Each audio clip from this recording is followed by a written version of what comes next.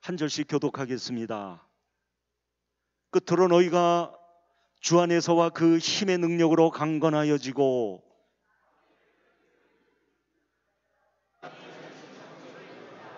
우리의 씨름은 혈과 육을 상대하는 것이 아니요 통치자들과 권세들과 이 어둠의 세상 주관자들과 하늘에 있는 악의 영들을 상대함이라. 그러므로 하나님의 전신갑주를 취하라. 이는 악한 날에 너희가 능히 대적하고 모든 일을 행한 후에 서기 위함이라. 아멘. 네, 은혜로운 찬양 감사합니다. 자, 이제 드디어 오늘 본문에서 우리가 감당해야 할 큰 전쟁에 대해서 설명을 하고 있습니다. 어떤 전쟁인지를 알고 감당하라고. 그러므로 굉장히 중요한 내용이겠죠? 우리가 생각하는 것보다 훨씬 더 중요합니다. 그래서 다시 한번 우리 중요한 내용이니만큼 한 글자라도 빼놓지 말고 우리가 다시 한번 읽었으면 좋겠어요. 이 내용을 좀 파악하시면서 우리 한 목소리로 다시 한번 읽겠습니다. 준비되셨죠? 다 같이 읽습니다. 끝으로 너희가 주 안에서와 그 힘의 능력으로 강건하여지고 마귀의 간계를 능히 대적하기 위하여 하나님의 전신갑주를 입으라. 우리의 씨름은 혈과 육을 상대하는 것이 아니요 통치자들과 권세들과 이 어둠 세상 주관자들과 하늘에 있는 악의 영들을 상대함이라. 그러므로 하나님의 전신갑주를 취하라. 이는 악한 날에 너희가 능히 대적하고 모든 일을 행한 후에 서기 위함이라. 아멘.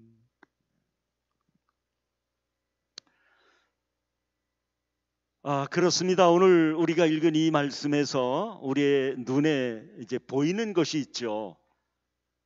우리가 생각할 때 교회는 하나님의 사랑이 넘치는 곳이고 기쁨과 소망이 있고 그리고 하나님의 자비와 긍휼이 있는 곳이지만 오늘 본문을 통해서 우리가 확인하게 되는 중요한 사실 한 가지는 그것이 교회의 전부가 아니라는 겁니다.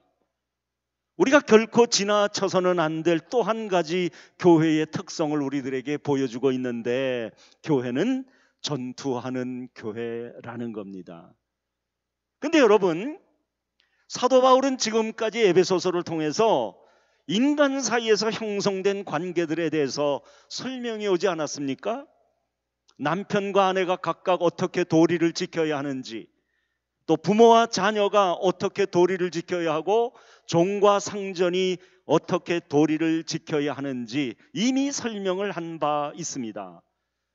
그런데 그걸로도 부족하다는 얘기인가요? 남편이 아내를 사랑하고 아내가 남편에게 복종하라고 하셨는데 그 말씀으로 부족하다는 얘기인가요? 또 부모와 자녀 사이에 각각 하나님이 중요한 내용들을 명령을 하셨는데 그걸로도 결국은 부족하다는 것인가요? 왜 여기서 하나님은 사도 바울을 통해서 하나님의 전신갑주를 입어야 한다고 그렇게 우리에게 말씀하고 있는 겁니까? 이것은요, 우리의 눈에 보이는 세상의 모든 현상들 속에는 언제나 영적인 문제들이 대립하고 있기 때문이라는 겁니다. 여기에 주목하라고 말씀을 하고 계시는 거죠. 아내와 남편 사이에는 물론이거니와 부모와 자녀 사이에도, 상전과 종 사이에도, 그리고 이와 마찬가지로 성도와 성도 사이에도 영적인 문제가 대립하고 있다는 겁니다. 그래서 사도 바울의 첫 마디가 뭡니까? 우리가 주 안에서와 그의 힘의 능력으로 강건해져야만 한다고, 그렇지 않고서는 안 될 것이라고 그렇게 우리들에게 권면하고 있는 것입니다. 그리고 강건해지기 위해서 체력을 키우거나 군사의 숫자를 늘리거나 거기에 더해서 예리한 전략을 세우는 방식으로 우리가 강건해지는 게 아니라 그리스도 안에서만 강건해질 수 있다고 말을 하니 그렇게 말하는 이유는 그리스도 밖에서 우리는 연약해질 수밖에 없기 때문입니다. 그래서 하나님이 우리를 위하여 준비해 놓으신 전신갑주를 입으라, 그렇게 이야기를 하는 겁니다. 여러분, 오늘 본문을 다시 한번 확인을 해보세요. 본문이 어떻게 시작됩니까?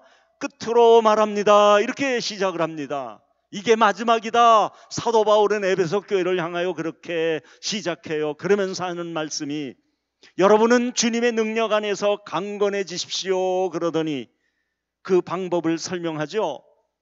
마귀의 관계에 맞설 수 있도록 하나님의 전신갑주를 입으라고 하는데, 그 이유가 뭐라고 말씀을 하십니까?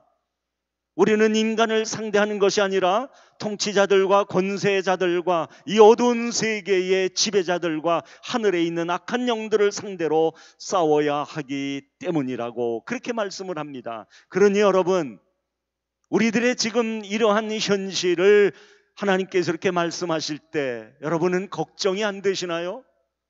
우리가 이 세상의 일로도 걱정거리가 한두 가지가 아닌데, 여기에 우리의 대적들의 그 호칭들을 쭉 보니 이거는 우리가 감당할 수 있는 그런 상대들이 아닙니다. 당연히 걱정이 될 수밖에 없는 거죠.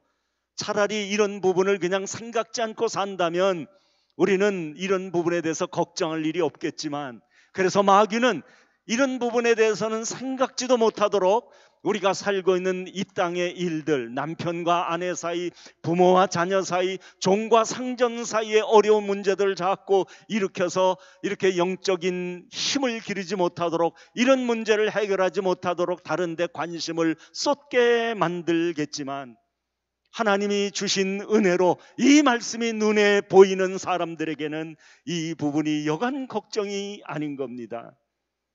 우리가 하나님의 형상대로 지음을 받아서 우리는 감사한 마음으로 살아가고 있지만, 그것은 우리의 겉모습이지 사실은 우리의 속사람도 하나님의 것으로 가득 채워지기를 우리는 바라고 있지 않습니까? 그런데 이런 문제를 우리 스스로는 해결할 수 있는 그런 방법이 우리에게 없는 현실이니 얼마나 이런 부분들이 우리의 걱정거리입니까? 저는 오늘 이 말씀을 보면서 여러분들에게 그렇게 질문을 또 드리게 되는 거예요. 여러분은 이 말씀을 들으시면서 아무런 걱정이 안 되시나요? 그래서 하나님은 우리가 악한 날에 이 대적을 이길 수 있으며 이 싸움이 끝난 후에도 굳건히 설 수 있도록 하는 하나님의 전신갑주를 우리들에게 입으라고 말씀을 하시는데, 여러분, 상식적으로 우리가 알죠? 6가지 하나님의 전신갑주가 뭔지. 진리의 허리띠, 의의 흉배, 복음의 신발, 믿음의 방패, 구원의 투구, 그리고 이 5가지에 이어서 마지막 하나님의 말씀인 성령의 검을 손에 들어야 한다고 그렇게 우리들에게 말씀하십니다. 이렇게 모두 6가지인데 이 6가지 가운데서 유일한 공격 무기가 한 가지 눈에 뜹니다. 바로 성령의 검이라고 표현을 한 하나님의 말씀이 유일한 공격 무기라는 것입니다. 여러분, 유일한 공격 무기라는 것이 무슨 뜻이죠? 이 세상, 이 전쟁에서 나를 이기게 하는 유일한 무기, 그것은 하나님의 말씀이라는 것이거든요. 가만히 생각해 보니까 맞는 것 같아요. 우리가 그 로마 군인들의 복장을 잘 모르지만 예전 그 시대의 영화를 보게 되면 로마 군인들이 어떤 복장을 하고 그리고 저들이 돌아다녔는지 이걸 우리가 이제 알게 되는데, 가만히 그걸 한번 여러분들이 생각해 보세요. 내가 허리에 든든히 띠를 띠면 그걸 보고 상대가 쓰러지던가요? 마찬가지로 내 가슴에 튼튼한 흉배를 붙였다고, 로마 군인들의 그 모습이 기억나시죠? 가슴을 가리기 위해서 아주 철판과 같이 뭔가를 가슴에 붙이는데 그게 흉배 아닙니까? 그렇게 내 가슴에 튼튼하게 흉배를 붙였다고 해서 그걸로 인해서 상대방이 그 자리에서 죽습니까? 내가 전쟁을 위해서 복음의 신발을 신고 튼튼한 방패를 들고 구원의 투구를 썼지만 그것만을 가지고는 그 전쟁에서 우리는 승리할 수가 없는 겁니다. 앞에 나와 있는 이 5가지는 마지막으로 등장하는 성령의 검을 얼마든지 잘 사용하도록 도와주는 것들인 거예요. 분명한 것이 한 가지 우리들에게 전해지는데 그게 뭔가요? 우리가 손에 든 검을 잘 사용해야 우리는 상대를 쓰러뜨리고 승리할 수 있다. 하나님의 전신갑주를 통해서 우리에게 하나님이 주시는 귀한 말씀인 겁니다.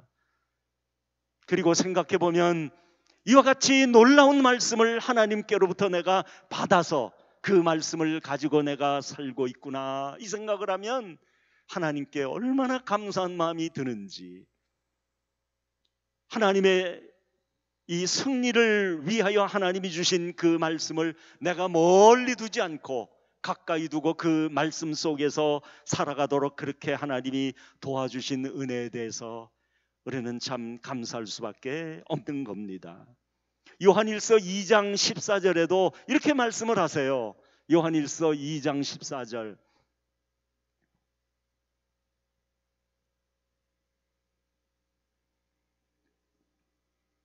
네, 제가 읽겠습니다.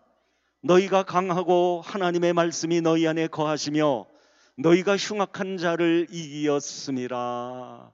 다시 한 번만 올려주시겠습니까? 조금 전에 말씀.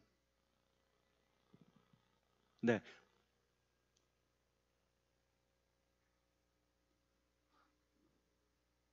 네, 그 뒷부분에 나오는데요. 예, 제가 다시 한 번만 읽겠습니다.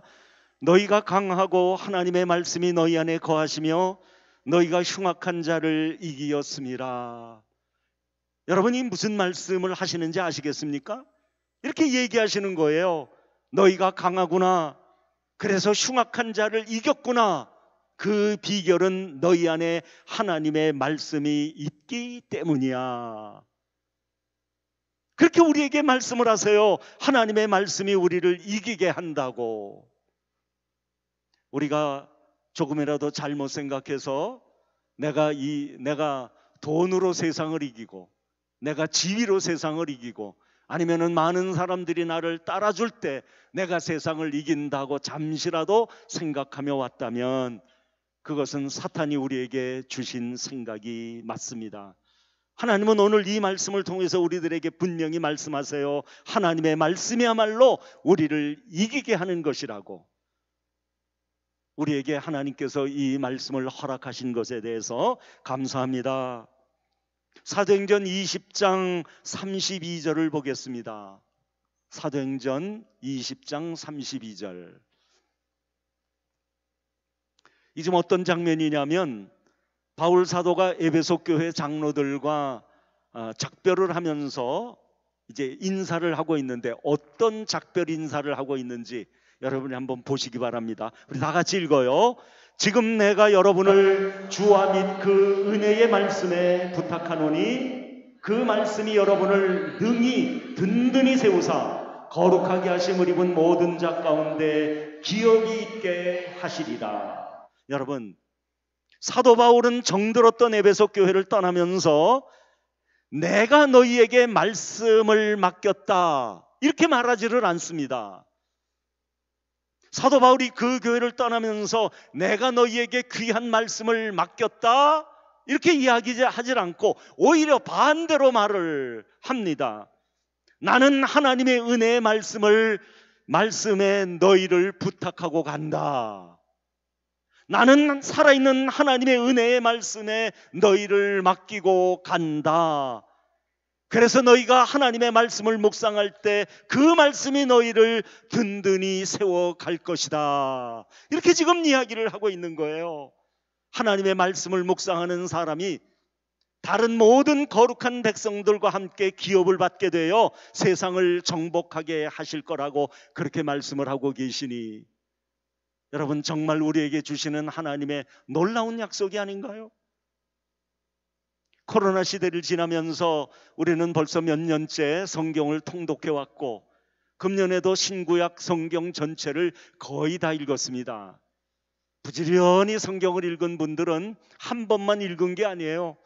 금년 들어서 벌써 여러 번 성경을 읽은 분들까지 계시는데 이런 일들을 진행하시면서 목장에서 여러분들 사이에 되어졌던 여러 가지 감동적이고 아름다운 간증들을 저도 계속해서 1년 동안 들어왔는데, 우리가 성경을 계속해서 읽어 나간다고 하는 것, 이건 절대로 무시할 수 있는 게 아니거든요.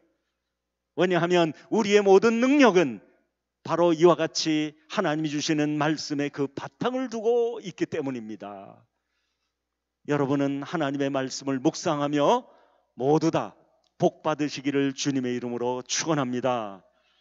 그래서 오늘은 하나님의 이 약속대로 하나님의 말씀을 따라 승리한 사람인 여호수아에 대해서 잠깐만 생각을 해보려고 합니다.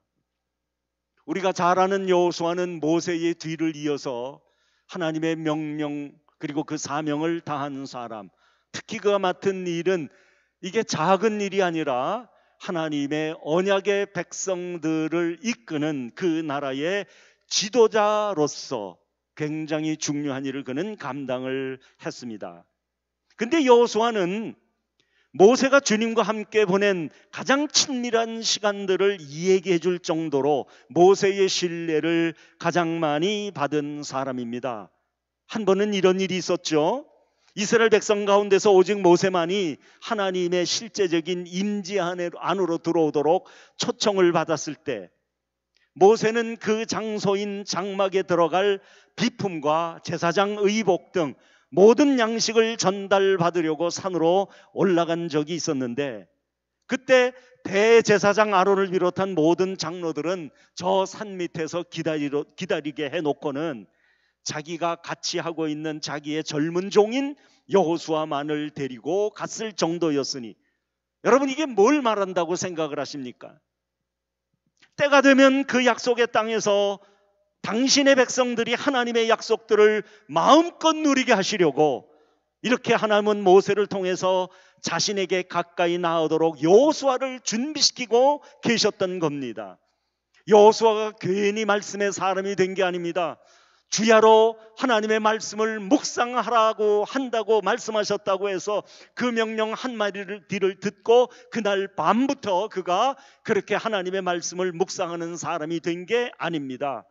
이렇게 하나님의 말씀의 사람이 되기까지는 하나님이 모세를 통해서 이렇게 하나님 앞에 가까이 나오도록 하는 그 일을 하나님께서 여호수아에게 경험하게 하셨으니, 여러분도 이 은혜를 누리시기를 주님의 이름으로 축원합니다. 여러분, 교회에 나와서 예배를 드릴 때마다 우리가 늘 은혜 받고 돌아가는 것은 아니지 않습니까? 어떤 때는 졸다가 가는 경우도 있고, 어떨 때는 설교가 하나도 들어오지 않고 딴 생각을 하다가 가는 경우도 있습니다. 그러나 그럴지언정 우리가 예배의 습관을 계속해서 가져야 하는 이유가 있으니, 이게 하나님께 가까이 나아가는 우리에게 필요한 이게 훈련과 같은 과정이거든요. 그렇다고 해서 예배가 은혜가 안 된다고 내가 보기 싫은 사람도 있고 마음에 들지 않은 부분도 있고 그래서 나는 교회 안 나가겠다고, 그래서 교회 나오는 발걸음을 멈추기 시작하면 당장에 뭐가 떨어지느냐? 우리의 믿음이 떨어지게 되어 있는 겁니다. 하나님께 나아가는 우리의 습관이 되지 않으니 하나님이 우리에게 말씀을 주셔도 그 말씀이 어떤 의미의 말씀인지를 우리가 알지 못하게 되니, 이제 이런 부분에서 여호수아는 참 하나님이 훈련시키면서 이끄셨구나 하는 것을 우리가 깨닫게 되는데, 그는 이제 그 나라의 지도자가 되어서 이제 하나님으로부터 하나님의 말씀을 묵상하는 지도자가 되라는 분명한 명령의 음성을 들었을 때, 그때 그 이전부터 하나님께 가까이 나아가는 이런 경험을 체험했기 때문입니다. 여호수아가 괜히 말씀의 사람이 된 게 아니니 여러분도 동일한 이 은혜를 누리시기 바랍니다. 여호수아 1장을 보면 그때 하나님이 여호수아에게 주신 많은 약속들이 얼마나 상세하게 기록이 되어 있는지 몰라요. 그 가운데서도 하나님이 여호수아를 통해서 크고 강한 나라들을 정복하여 광대한 땅을 소유하게 되리라는 약속이 있고, 그리고 여호수아에게 힘과 리더십을 주셔서 주어진 사명을 네가 성취하게 될 것이라고 약속을 하십니다. 그 다음에 결코 네가 그 일을 감당해 나갈 때 너를 나는 실망시키거나 그리고 버리지 않고 너를 도와주겠다고 떠나지 않는다는 약속을 주셨습니다. 그리고 이 모든 약속을 여호수아 1장 8절의 말씀에 이렇게 요약을 합니다. 이 율법책을 내 입에서 떠나지 말게 하며 주야로 그것을 묵상하여 그 안에 기록된 대로 다 지켜 행하라. 그리하면 네 길이 평탄하게 될 것이며 네가 형통하리라. 근데 여러분, 여호수아가 하나님께로부터 이 말씀을 받았을 때 이 말씀이 믿어졌을 것 같습니까? 여호수아가 거느리고 이끌고 있었던 백성들 가운데는 순종하는 백성들이 있었는가 하면 반항하며 불평하며 그리고 그 원망하는 가운데 있는 사람들도 있었는데 그들 모두의 숫자가 200만 명에서 300만 명 정도 되는 큰 무리였다고 합니다. 이렇게 큰 무리를 약속의 땅으로 인도하시겠다고 하나님께서 말씀하시면서 여호수아에게 다른 명령은 아무것도 없이 율법책을 주야로 묵상하기만 하면 된다고요? 여러분 같으면 믿으시겠습니까? 이렇게 문제가 많고 복잡한 다양한 생각을 가지고 있는 수없이 많은 큰 무리들을 약속의 땅으로 이끌고 나가려고 하는데 다른 건 아무것도 필요 없다. 오직 너는 율법책을 밤낮으로 묵상하기만 하면 돼. 이렇게 말씀하시니 여러분 같으면 그 사실이 믿어지느냐 그 말이에요. 이런 약속은 대부분의 오늘 현대인들에게는 비현실적인 것으로 받아들여집니다. 그래서 오늘날 이와 비슷한 엄청난 임무를 맡게 되는 사람들은 누구나 즉시 막대한 재정을 뒷받침해 줄 후원자를 찾게 되고 또 유수한 대학을 졸업한 인재들을 찾게 되고 또 전문가의 자문을 구하게 되고 자기가 하고자 하는 목표에 윤곽이 잡힌다면 그것에 맞는 전략들을 짜려고 할 겁니다. 그러나 하나님이 여호수아에게 주신 명령은 오직 한 가지, 묵상하라, 하나님의 말씀을 묵상하라 하는 것이었으니 여러분이 오늘 이 말씀이 여러분의 마음에 꼭 남기를 주님의 이름으로 축원합니다. 그러니까 하나님이 약속의 땅을 정복하려면 여호수아야 너는 먼저 묵상하는 사람이 돼야 돼. 내가 너에게 주는 그 말씀을 소홀히 하지 마라. 그래야 너는 네 사명을 넉넉히 감당하며 네 길이 평탄할 뿐만 아니라 형통하게 될 거야. 그렇게 이제 말씀을 하신 겁니다. 저는 여호수아를 보면서 여호수아에게 있는 이 두 가지 모습에 저는 참 좋은 마음이 들던데요. 첫째는 여호수아가 매일매일 묵상하는 그의 시간 속에서 그는 하나님과 깊은 교제를 늘 나눴다는 거예요. 그러니까 책 앞으로 성경을 읽는다고 할 때에 책 앞으로 간 것이 아니라 성경의 말씀을 향해서 나아갔지만 그는 하나님께로 나아가는 마음이 그 안에 늘 가득했으니 여러분도 하나님의 말씀을 읽을 때마다 여러분의 마음이 그렇게 되기를 축원합니다. 자, 생각해 보세요. 하나님이 주신 말씀을 받았거든요. 그리고 그 말씀을 통해서 하나님이 나에게 주시는 하나님의 음성을 듣게 되니 하나님의 음성을 들을 때 얼마나 느껴지는 그 음성이 달콤한 음성입니까? 사랑이 가득 넘치는 그런 음성을 듣게 되니 자연스럽게 교제하게 되고 하나님과 더욱더 친밀할 수밖에 없었을 것입니다. 그러다 보면 하나님의 마음을 점점점 알아가게 되고 하나님의 사랑 안에 우리가 잠기는 것이 아닙니까? 그래서 영혼이 회복되어 기쁨이 충만해지고 영이 소생하고 무엇보다도 그날 하루의 임무를 시작할 준비를 갖추게 되었으니 이것이 바로 여호수아의 삶의 모습이었던 겁니다. 그 다음에 두 번째는 여호수아는 묵상을 통해서 하나님과 대화의 문이 열렸습니다.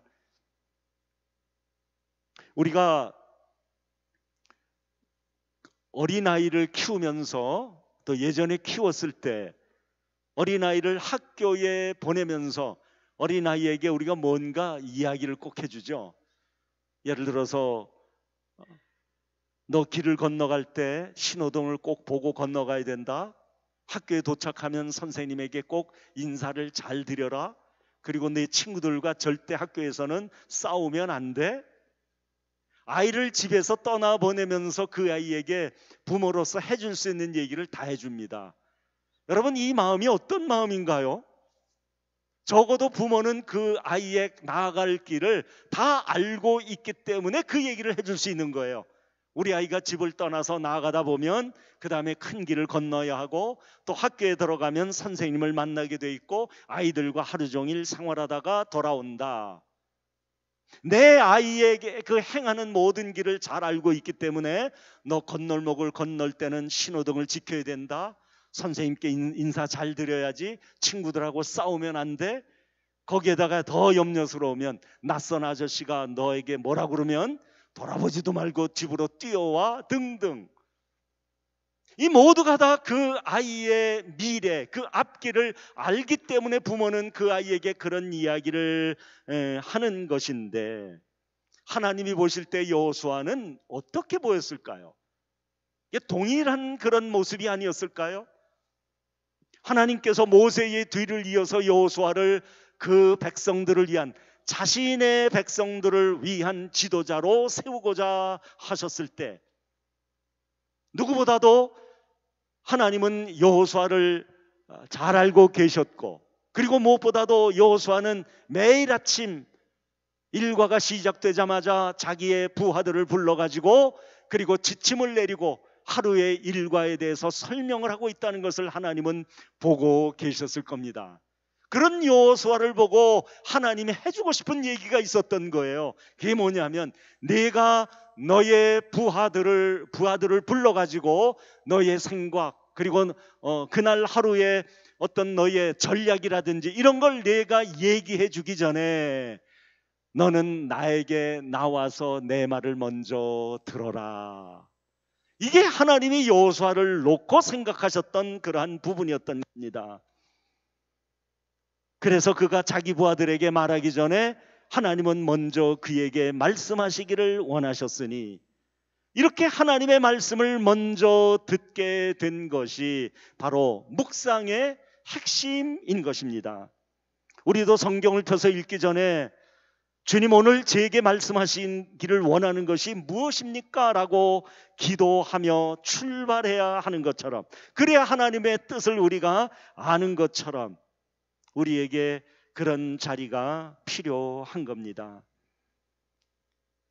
여호수아는 말씀 묵상의 비결을 우리들에게 그 두 가지를 보여주고 있는데요. 아무튼 여호수아는 무조건 하나님과 홀로 있는 시간을 언제나 먼저 떼어 놓는 습관을 가진 사람인 겁니다. 그날이 어떤 날이든 간에 하나님과 함께하는 그 시간이 하루 중 가장 우선되는 시간이 되게 하였고, 나머지 하루의 시간은 하나님과 함께하는 그 시간을 떼어놓느냐 떼어놓지 않았느냐에 달려있을 정도였으니, 여호수아는 우선적으로 그 시간에 하나님을 만나서 그분 안으로 들어갔고, 자기는 백성의 리더인 까닭에 리더인 자기에게 찾아오고 있었던 두려움이라든지 유혹이라든지 의심과 같은 것에서 벗어나는 그런 시간으로 삼았던 것입니다.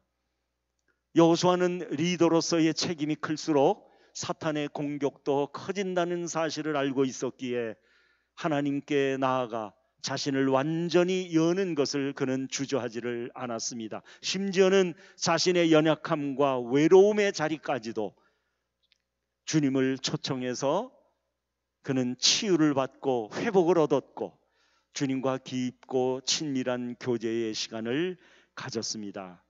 우리도 하나님의 말씀을 묵상하는 자리에 나아갈 때에 하나님과 홀로 같이 하는 그런 시간을 위해서 우리가 우선적으로 생각하는 우리의 마음의 배려가 있어야 되겠습니다. 그 다음에 마지막으로는 여호수아는 하나님이 주시는 모든 말씀을 들으려고 어떤 행동을 했냐면 침묵했습니다. 침묵이라고 하는 것은 단지 소리가 없는 상태를 말하는 게 아니죠. 하나님의 음성을 듣고 깨닫기 위해서, 그리고 그렇게 하는 것을 갈망하는 그런 마음이 있다면 우리는 내가 하고 싶은 내 말을 먼저 줄여야 합니다. 그래서 믿는 자에게는 매일 하나님의 말씀을 듣는 것보다 더 중요한 일은 없습니다. 하나님의 말씀 안에서 우리는 생명과 능력과 놀라운 지혜를 얻기 때문입니다.